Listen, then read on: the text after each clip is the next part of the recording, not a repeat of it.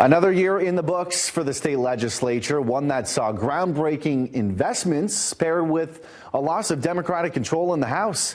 Governor Gretchen Whitmer and Lieutenant Governor Garlin Gilchrist made their way to Grand Rapids today to both reflect on the 2023 political season and look ahead to what part of their agenda still needs to be addressed. At this time of year, kids are getting those end of semester report cards. I'll ask you to, if you were to be opening up those envelopes right now, looking at Michigan's political grade from this past year, what do you think you'd be seeing on that report card? Oh, phew, I thought you were going to ask me about how I was in high school.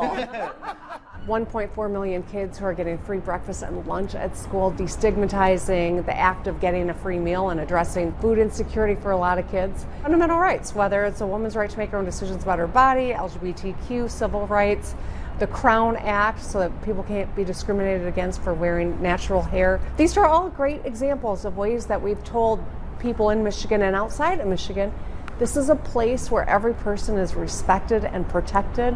So I think our report card is impressive, but there's always, you can't ever think that it's good enough. We're always got more to do. Always room for improvement, right? We're in an interesting place politically here in Michigan right now because of that even split in the House, 54 to 54, almost uncharted territory in recent history. We haven't had that in almost 30 years, since 1994. How do you rally both sides of the political aisle to work together during a time when the divide is as polarizing as it's ever been? That everyone took an oath to the people of Michigan to serve our state.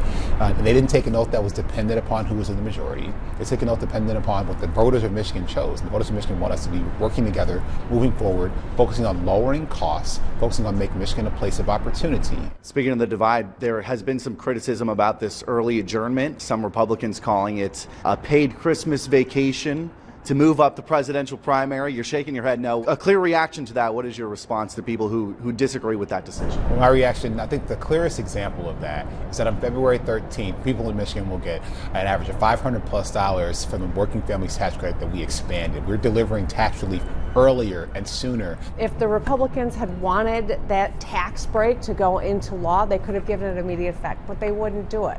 If there was anything that was wrapped up under the political Christmas tree that you were hoping to open up for the new year, what would be inside that gift? I think that there are a number of things that we want to continue to work on, whether it is on the high cost of prescription drugs with the accountability board, or it is time off for working families to take care of a newborn or a sick parent or another reason around their family. I think these are a couple of areas where we still could do some good work, and I'm hopeful that we can. But what about further down the line? 4 years down the line, just a random number I could think of. Do you envision yourself, Governor Whitmer, living in a different house, possibly a White House? Well, I can guarantee I'll be living in a different house because I won't be governor anymore. Okay. We have to move out of the residence. We'll start there.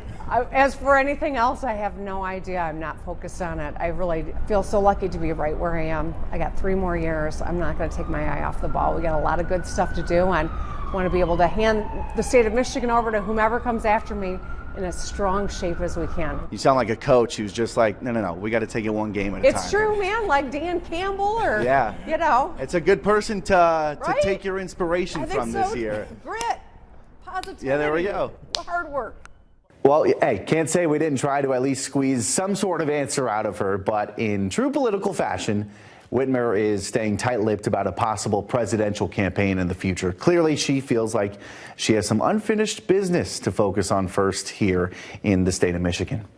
In the studio, Max Goldwasser, Fox 17 News.